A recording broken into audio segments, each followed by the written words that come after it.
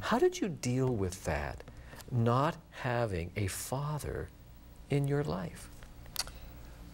Well, you know, it's hard for a young person, a child, to deal with that because that's basically something that an adult would help you understand. So that was a bigger thing for me, and I would suppose I never really dealt with it, Paul, until much later on in my life.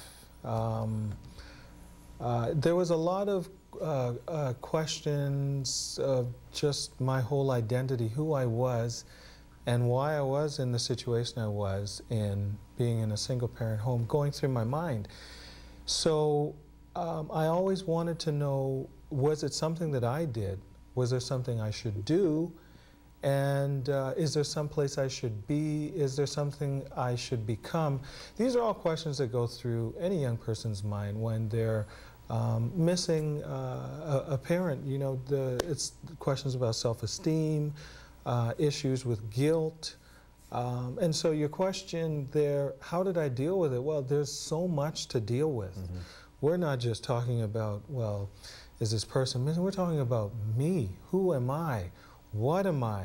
What have I become? What will I become? All of these things in here. And so over the years, these questions were answered one by one. And I thank God that He brought the right people across my way to just one by one help me answer and resolve some of these questions I had on my own checklist of who I am and why I was the way I was. When did you see your father for the first time? The first time I saw my father, this is a really interesting question you ask. I saw my father when I was 17 years old. I was 17 years old. I'd already been a child, gone into my preteen, my teen years, and now I think at this point I was already in high school when I just saw my dad. Now, up to that point, we had conversations on the phone, but it was long distance conversations, very far away. He had another life and I had mine. But it was weird because I heard the voice, I heard of this person, but there's so many things going through your mind when you meet a person. I felt like I needed a very long time to not only get to know them, but to let them get to know who I am. The next time I saw my dad, believe it or not, was when I was 28. And at that point, my wife and I were getting married. And so you can see how big of the stretch or the gap in between just being with my father and just that closeness, it was huge. And so many major decisions passed where I needed to kind of go through that place in life where I had to move on into being someone else, you know, my rites of passage, so to speak. And he wasn't there, so that was a difficult time.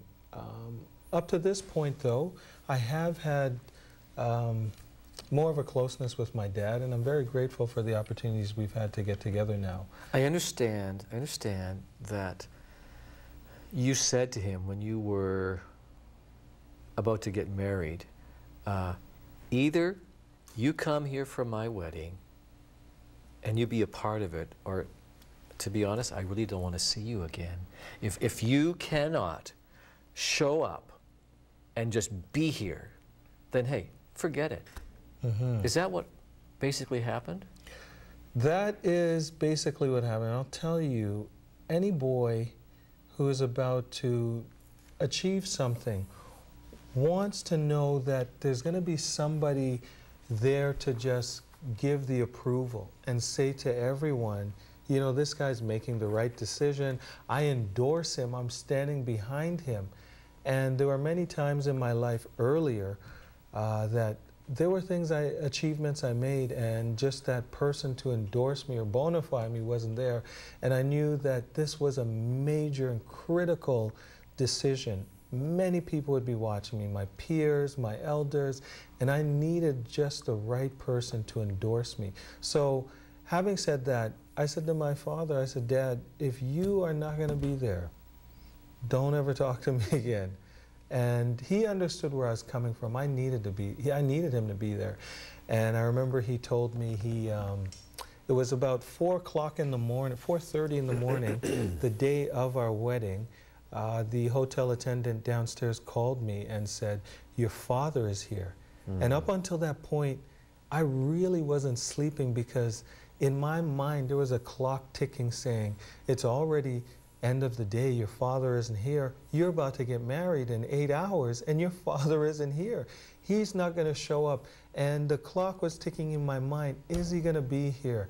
And I realized as I was getting closer to daybreak that this was going to be a one-man show for me, so to speak. But when that call came in, I remember I felt so good. I felt like, okay, I'm going to do this. And later on we talked, he said, you know, I had to fly from Florida to New York, meet my best friend, him and his wife, and then we had to drive from New York down to this place. We got held up, but I knew one way or another we were going to make it. The way God's wired us, He's made us so that we need a mother's love just as much as we need a father's love. So there was a part of me there that was just, it needed that.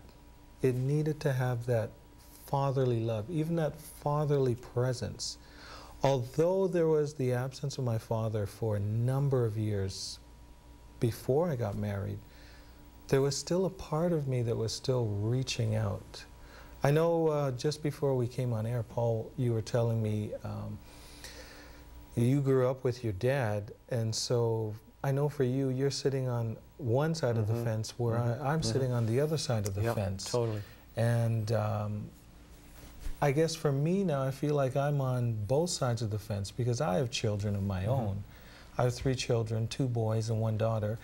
And I realize just how much they need that fatherly love, that communication. Sometimes today I was at home, and you know, my boys, they just came in one by one into the kitchen. I was sitting there, I was reading a book, and each one of them just kind of brushed by me, just sat down, didn't say anything, just, you know, we just were hanging out together, sat on my lap, and I could see just how important and how significant it is for me to be there.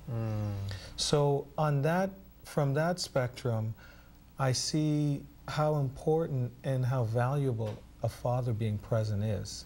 But then on the other side, when I look in my past, I see just how desperate and how much longing there is, or was in my case, to have a father. And I really didn't feel the Father's love and that peace until I met God. I met His Son, Jesus Christ.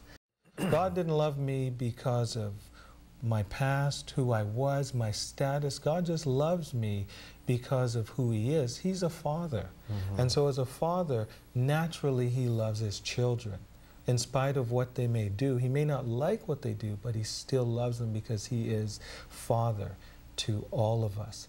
And so that was one of the things I'd been searching for. And when I met my dad at the wedding again, this is the second time we met, I was basically asking him, you know, forget about what happened in the past. This is my hope now, crying out to him. Just be Father to me. Just show me some love. Stand by me. There was at the point where I had to give my speech at the end of the wedding, I broke down completely. Everyone had talked up to that point. I went up and I had my speech written on paper. And as I began, it's just like all of the emotions from the past 20 years just started to run out of me. And I remember I cried for about a good 5 minutes. My best man came up and he stood by me and he put his hand around me and he was praying in the background. I could hear him. And then after a while he went and I started to speak again, and I got choked up. And I just remember at that point, you know, everybody was kind of touched, and I wasn't too sure what to do. It was just it was uncontrollable what was coming out. And I remember my dad walked up to the stage and he put his hand on me and he just came close to my ear and he said, listen, you need to be strong right now. And there's something else he mentioned, I don't recall what that is. And then he sat down.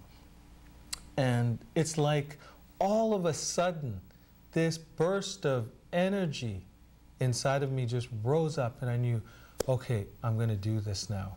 And you can't understand how special that was for him to just be there and do that for me. And I know there's somebody out there.